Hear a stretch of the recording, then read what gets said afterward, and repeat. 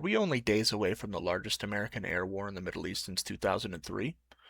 Right now, the United States has an armada of warships, fighter jets, and missile defenses pointed at Iran, while Tehran is signaling it can hit American bases, aircraft carriers, and regional allies with thousands of missiles and drones. In this video, we're going to unpack the 2026 US-Iran crisis, how we got here, what military forces both sides actually have on the table, and what a real hot war could look like in the first hours, days, and weeks. Stay with me to the end, because I'll also walk through a realistic wargame scenario, what happens if Trump gives the order, and how Iran might hit back across multiple fronts. This is Primal Logos. Let's jump into it. To understand why tensions are this high, we have to zoom out to three overlapping stories: Iran's internal crisis, the nuclear and missile standoff, and the regional shadow war. First, inside Iran, the country has been hit with some of the worst protests and economic turmoil in decades. Mass demonstrations that began in late 2025 over economic collapse and political repression have turned into a sustained challenge to the regime, with a violent crackdown and reports of thousands of deaths. Second, the nuclear file. Washington says Iran is edging too close to weapons-grade capability, while Tehran insists its program is peaceful. In response, President Donald Trump has demanded a new deal: transfer remaining enriched uranium, freeze nuclear weapons development, restrict ballistic missiles, and curb support for proxy groups like Hezbollah and the Houthis. Third, the regional picture.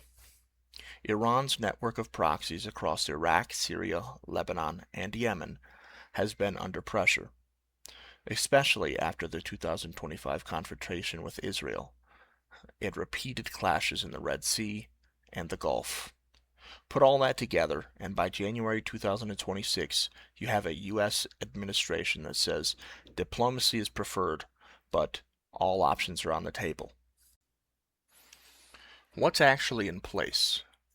Since late January, the United States has been quietly, and then very publicly, building up combat power across the Middle East. Start with the Navy. As of mid-February, the U.S. has 13 warships in the region, including the carrier USS Abraham Lincoln, 9 destroyers, 3 littoral combat ships. On top of that, the USS Gerald R. Ford, currently the largest aircraft carrier in the world, is sailing from the Caribbean to join the buildup, escorted by at least 3 destroyers of its own. Each carrier strike group brings around 60 to 70 combat aircraft on the flight deck, Aegis-equipped destroyers that can fire Tomahawk cruise missiles at land targets, and SM-series interceptors against incoming missiles. Then, there's the air component. U.S. sources say an additional F-22 stealth fighters, F-15s, and F-16s have been flown into the regional bases, backed by KC-135 tankers for refueling. Open source flight tracking and reporting also point to expanded deployments in Europe and the Indian Ocean. Places like Diego Garcia and RAF Fairford, which can host long-range bombers for standoff strikes. On the defensive side, the U.S. and its partners have layered missile defenses in place, Patriot and THAAD batteries guarding key bases and cities, Aegis ships positioned the shield carriers and coastal infrastructure. This is not a symbolic show of force. U.S. officers quoted in multiple reports are already talking about weeks-long operations against Iran as something they are actively preparing for, not just hypothetically planning on paper. At the political level, Trump and his team are leveraging this buildup as hard coercive pressure, telling Iran it would be very wise, quote, to take a deal, while hinting that airstrikes are ready to go if talks fail. On the other side of the equation is Iran's strategy. They know they can't match the U.S. in a conventional symmetric fight, so they've spent decades building an asymmetric toolkit. Let's start with the missile force. Before the 2025 war with Israel, Iran was assessed to have roughly 2,500 to 3,000 ballistic missiles across various ranges. Many were fired during that conflict, but Western intelligence and think tank assessments say Iran has prioritized rapid replenishment, improving range, accuracy, and survivability. The arsenal today includes short and medium range ballistic missiles that can hit U.S. bases around the Gulf, Iraq, and Israel. Anti-ship ballistic and cruise missiles designed to threaten carriers and commercial shipping in the Strait of Hormuz as well. Then there are the drones. Iran has developed one of the largest drone arsenals in the region, fielding reconnaissance, strike, and loitering munitions from families like Shahed, Moher, and Kaman. I probably butchered those names, but uh, suffice to say that's from those three families. In 2026, Tehran formally announced the deployment of about 1,000 new multi-role drones across all branches of its armed forces, explicitly describing them as capable of strike, reconnaissance, and electronic warfare missions against land, air, and maritime targets. Next is air defense. Iran's air defense networks mixes imported systems like the Russian S-300 with indigenous long-range and medium-range SAMs, backed up by dense short-range coverage around key sites such as nuclear facilities and major military bases. The goal isn't to create an impenetrable shield, it's to raise the cost of any air campaign and force the U.S. to expend time and munitions suppressing defenses.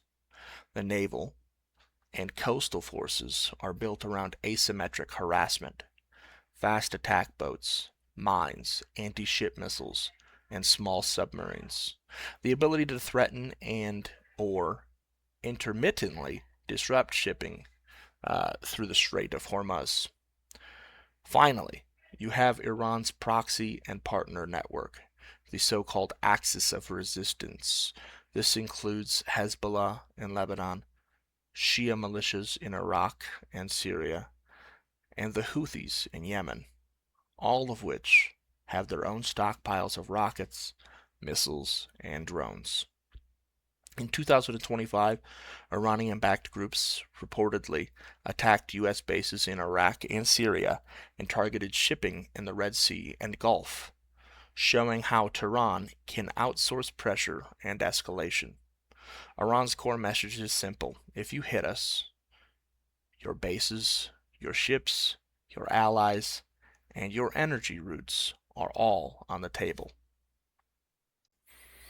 So how likely is war really? Is a U.S. war now inevitable? The honest answer is a limited shooting conflict is now a real possibility, but a full-scale regime-threatening war is something both sides are still trying to avoid. It's put simply, Trump has touted himself as the president of peace. Um, I think it's unlikely that he is willing to go to full-scale war unless there are no other options available to him. It doesn't seem to fit his current repertoire. Um, on the escalation side, we have the largest U.S. and naval presence in the region since 2003 during the invasion of Iraq. Public U.S. warnings that military options will be used if Iran doesn't accept a new deal. Iranian leaders talking about decisive and regret-inducing, quote-unquote, retaliation if attacked, and pointing out that American carriers and bases are within range. On the restraint side, both Washington and Tehran know that a full regional war would be catastrophic for energy markets, regional stability, and their own political survival. Negotiations in Geneva, Switzerland, are still ongoing with mediators from Europe, Qatar, Turkey, and others trying to bridge what both sides admit are wide gaps. Where does that leave us? In classic brinkmanship, a coercive standoff where military force is being prepared to make diplomacy more credible, and, if diplomacy fails, to punish and degrade the other side's capabilities. The most realistic near-term risk is not a massive invasion, but a limited but intense air and missile campaign that could still easily spiral if mismanaged. If war starts, how would the U.S. attack? Let's walk through a plausible U.S. attack sequence using open source reporting and known doctrine. I like to think of it in 4 different phases. Phase 1, blinding and opening strikes. Night 1, U.S. would most certainly try to blind and paralyze Iran's air defenses and command networks. Cyber and electronic warfare assets would target communications and radar systems, while the first wave of cruise missiles, fired from destroyers, submarines, and possibly bombers, go after long-range radar sites, major SAM batteries, and key command and control nodes, especially those surrounding nuclear and missile facilities. The goal here is to create safe corridors for manned aircraft and stealth platforms in subsequent strikes. Phase 2, strikes on nuclear and missile infrastructure. Once air defenses are degraded, the focus shifts to high-value strategic targets, enrichment sites like NatAns and Fordow, plus related R&D and centrifuge facilities, ballistic missiles, bases, and storage bunkers. Lastly, major drone depots and production sites would also be targets.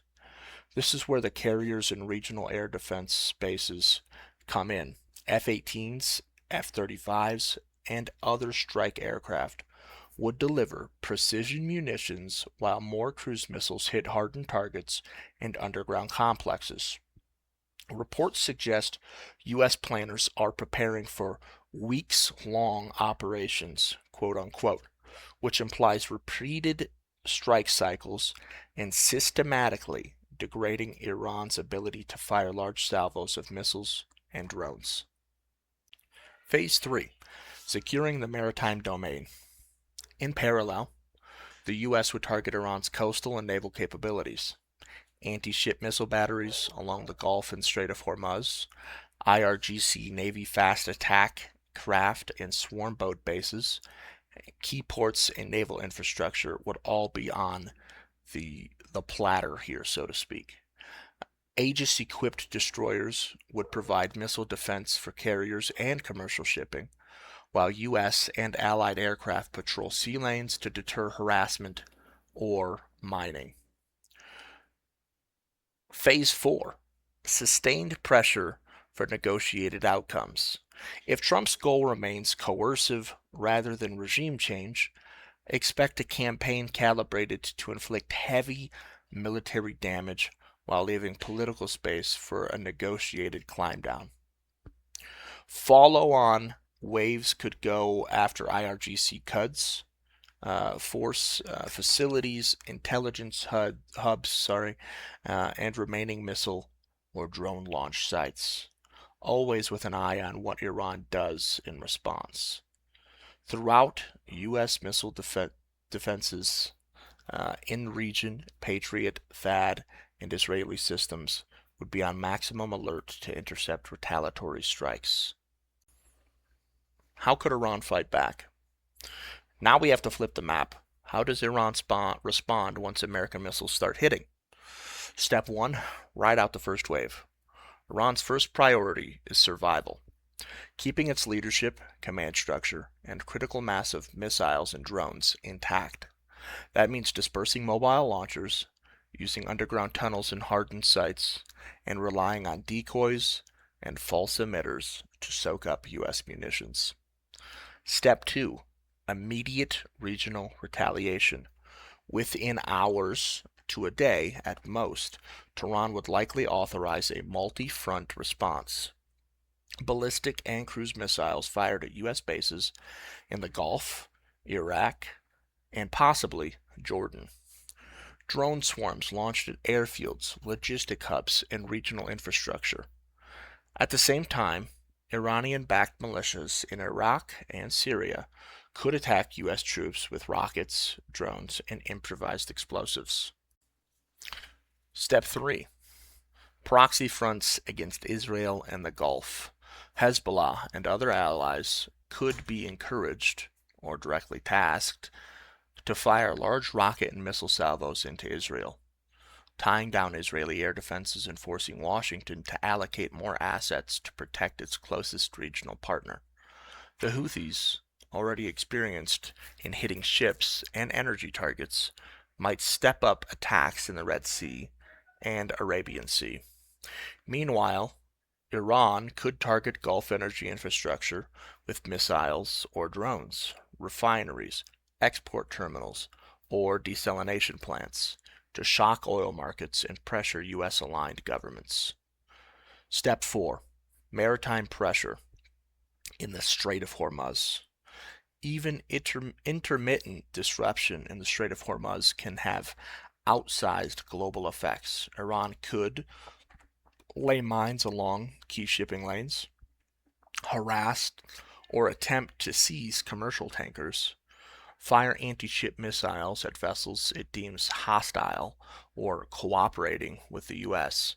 The idea is not necessarily to permanently close the strait, that would invite overwhelming retaliation, but to show that continued war has real economic costs. Step 5. Controlled escalation and signaling. Iranian strategy would likely emphasize controlled escalation, doing enough damage to make the U.S. and its partners uncomfortable, but avoiding certain red line actions like sinking a carrier that could justify a much larger war aimed at regime decapitation. Tehran would simultaneously use diplomacy and messaging through countries like Russia, Qatar, and Turkey to frame its response as defensive and signal possible limits, all while warning regional states that hosting U.S. operations makes them legitimate targets. Possible endgames. So how does this end if shots are fired? Broadly, there are three main paths. 1. Short, sharp exchange with a ceasefire. The U.S. launches a series of strikes. Iran retaliates with missiles and proxies. Some damage is done on both sides, but quiet diplomacy produces a ceasefire and perhaps a face-saving understanding, so to speak, on nuclear issues. 2. Protracted limited war. The conflict drags on for weeks or months with periodic strikes, proxy attacks, and maritime incidents, but both sides consciously avoid going over the edge into full-scale hot war. Number 3, runaway escalations.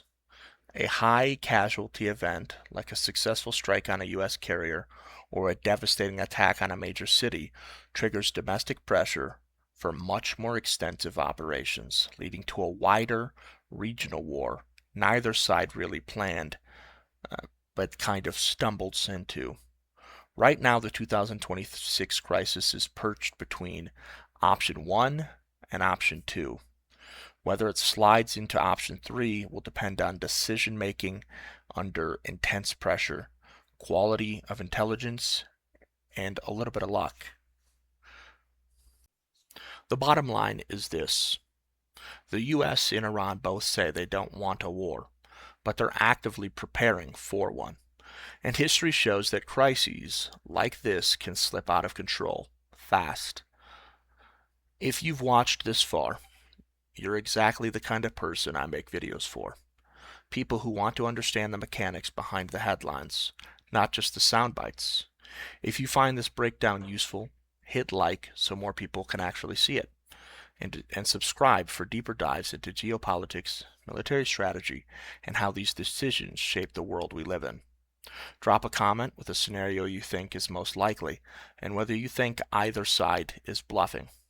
Thanks for watching. This is Primal Logos, and I'll see you in the next one.